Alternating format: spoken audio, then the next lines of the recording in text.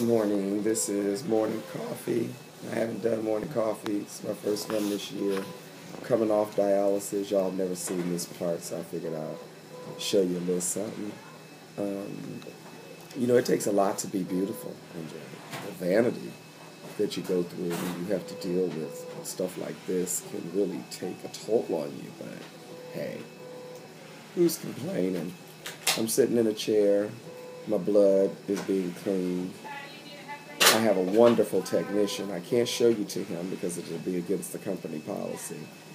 But he's taken me off, and I want him to show you, because some people just don't know what you go through. You don't know what people say. It, Sam, I'm paying attention.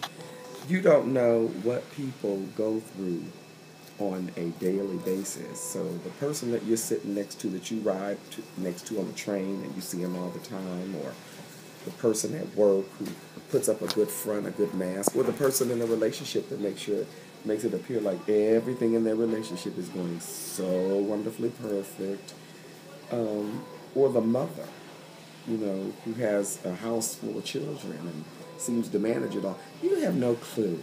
Like, a lot of you didn't even know that this is something that I went through Monday, Wednesday, and Friday. And he takes that needle out.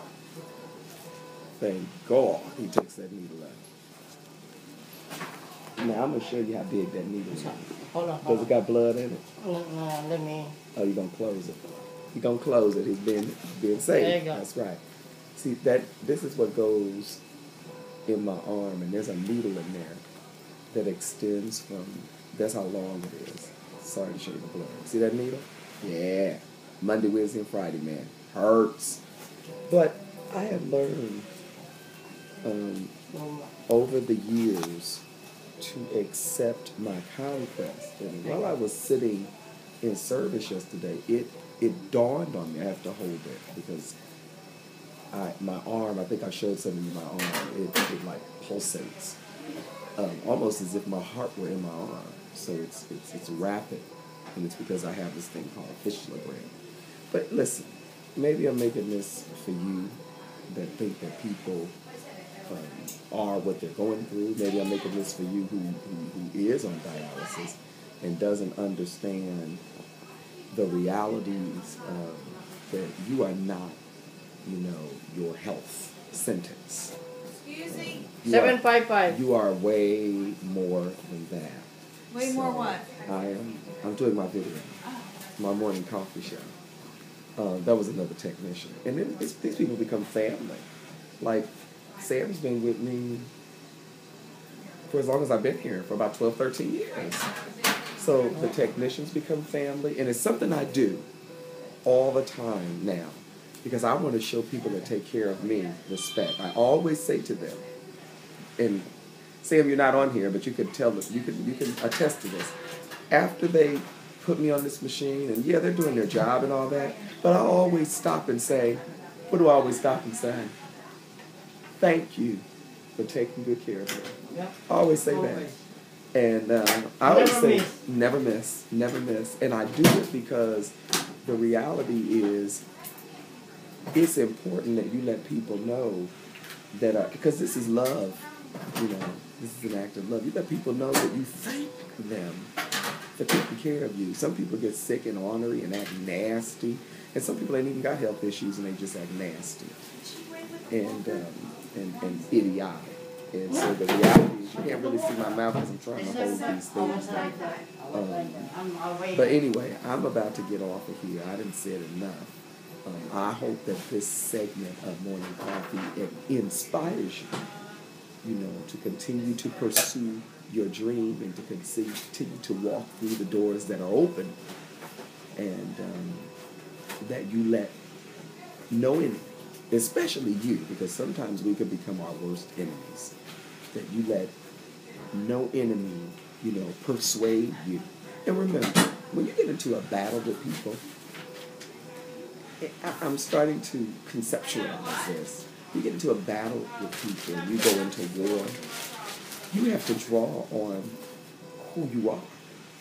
And you have to think that, people don't even know what you're going through and how you're getting through it, and how much you do rely on a loving and caring God and all that. Because sometimes we come off real bitter and nasty and like and just like we're vexed, like we don't have a clue. But sometimes we have to remember that it's not the person, because they're just like us. It's the personality, and it's also spiritual wickedness in high places. It means that you all ain't got nothing to do with it. Something's out to get you and them. Think about that. All right, I'm not a little crazy because I'm kind of laying down. I'm not sitting up, and I'm getting ready to cut this thing off. This is the first of the year for me to do a morning coffee. And I figured I'd started from, my point of reference, which has been a strength and deliverance for me.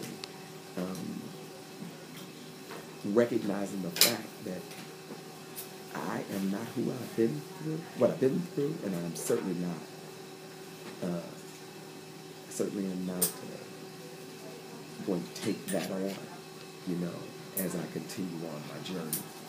And I thank God for those of you who listen, because I'm going to actually pay $7 and promote this one. All right, peace. Oh, right now, one of my favorite songs is Don't Give Up, by Scott Walker.